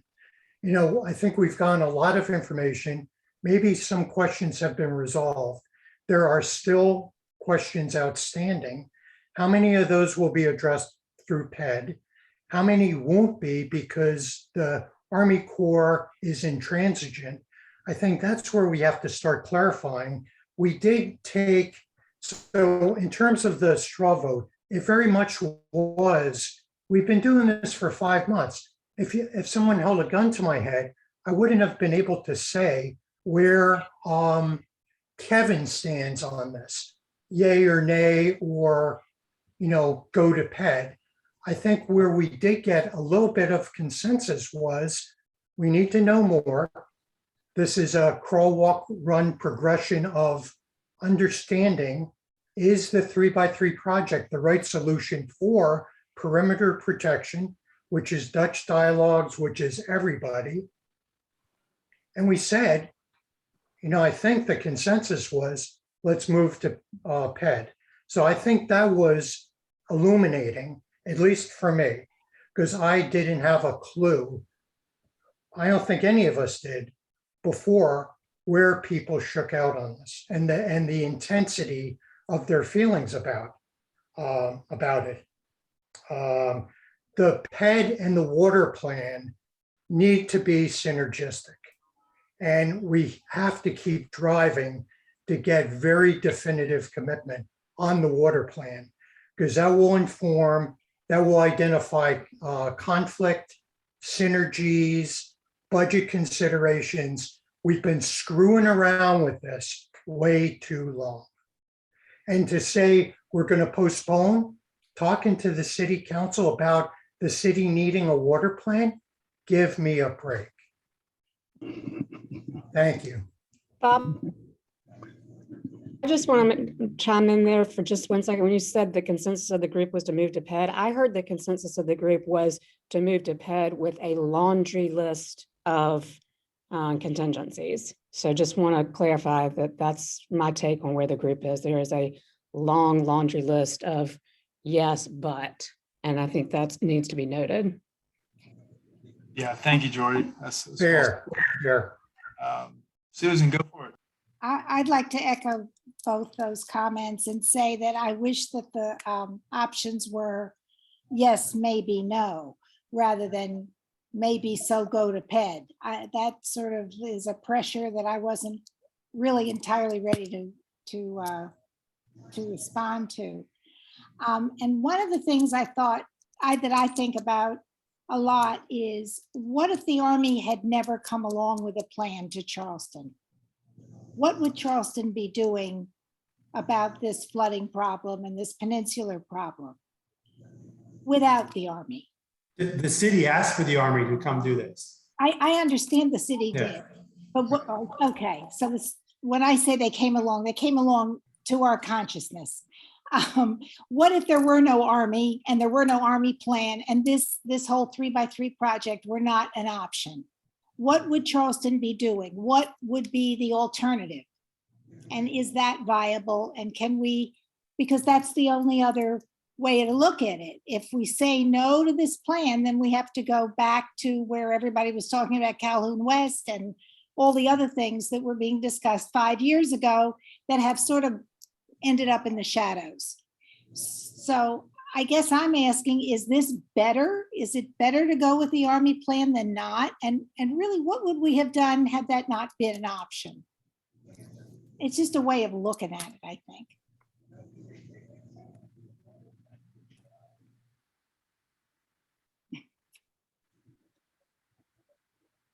Sure. No one was talking about surge risk 5 years ago. We're talking about tidal risk. And surge risk is that thing that's out there. It's the black swan. But from the vulnerability analysis, how much is at risk? So that's a quantification of that risk that you should all, again, the vulnerability analysis is out there. It's a public document. Have a look at it. It speaks to this risk. So again, it's not surge risk or other risks. It's all the risks together, and a water plan at the same time as a surge risk PED study or deeper, that and I'm talking about. That's what the Dutch say when you're talking about an integrated water management solution. That's what that is. It's all of the above. And surge protection, as we know, is costly. It's all costly, but surge protection is even more costly because of the amount of infrastructure needed. It's just an awful risk, right? So when your opportunity then is retreat, manage retreat in a wise way, because insurance rates or property taxes or house values or whatever decline, and it's like, I'm done. This is no longer economically viable. Or it's unmanaged retreat, which is after a surge event in an unprotected area. I'm done. I've lost my home. I'm going to rebuild somewhere else. Talk about New Orleanians who are now in Houston and Atlanta. That's a managed retreat. So there's a hard answer to your question, Susan. Hey, just to, I know we're having an extra discussion here. What I'm hearing is we're going to keep the date for October 12th. So we'll hit the work towards framing. I'll call you right back in about 10, 15 minutes. What's the matter? Kaylin, can you? Right, I'll call you back in like 10, 15 minutes. I'm on a call. I'll call you back. So anyway, so I think we're going to keep the October 12th dates. Is the point. Cool. All right. So we're good there. So I don't have any, I mean, this is good additional discussion. Probably about an hour past our allotted time. And we obviously have some more work to do on this with regards to continuing to edit the communications working group document, which again, Susan, thank you so much for all your hard work there. I know, yeah. And so that, and then also framing up these recommendations. Once again, October 6th, we'll have Alan Davis presenting to us. Thank you to Alan Davis. And really looking forward to that. And after that, we'll have discussion regarding natural and nature-based solutions, as well as hopefully an opportunity to finalize a handful of recommendations and potentially ideally the communications working group info sheet as well. any other kind of thoughts on this coming agenda or questions, comments on this coming agenda before we wrap?